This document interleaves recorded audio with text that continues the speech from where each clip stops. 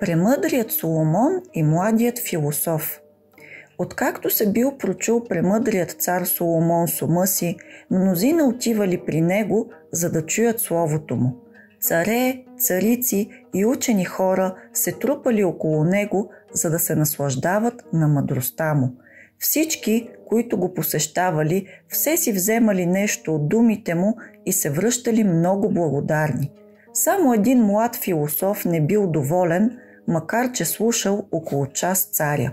Като отишъл този философ при Соломона, намерил го много застарял, а самият той бил много млад. Щом се явил пред царя, пожелал да научи някоя мъдрост, понеже мнозина учени люде хваляли Соломона за неговите дълбоки думи. Премъдрият Соломон станал, взел 3 камъчета и започнал да си играе с тях, както дете си играе, па рекал: Двама другари имах, които ми бяха много верни. Те тичаха много надалеко, а сега са близо при мене.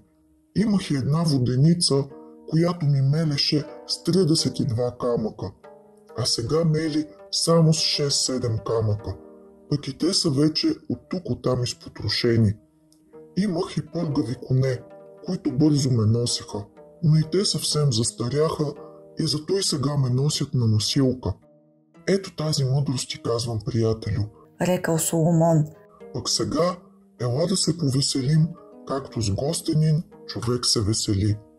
Ех, рекал на себе си младият философ, това ли е твоята прочута мъдрост, за която съм дошъл от толкова далечна страна? Наистина не трябваше да забравям пословицата: не ходи с голяма кошница на прехвалени ягоди. Но както и да е, дошъл съм. Какво да правя? Ще изтърпя, докато си тръгна.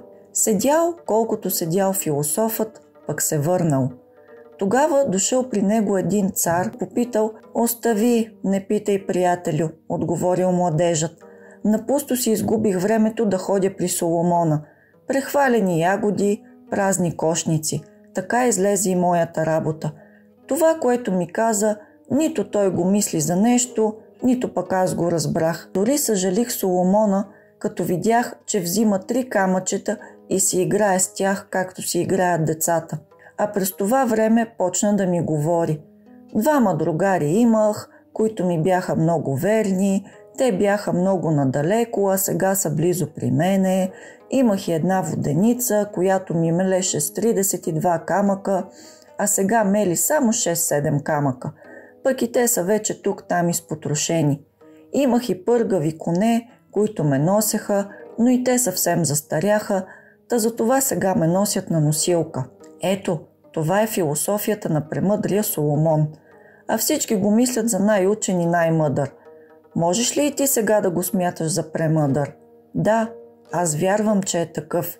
Той ти е казал чудни неща, но ти, приятелю мой, не си го разбрал, отвърнал онзи цар. Добре, я ми кажи тогава какво значат неговите думи. Да ти кажа, 3 камъка, които е взел за игра, са 3 най-големи загадки. Приятелите, които му били надалеко, това са очите, които не гледат вече, както са гледали на младини.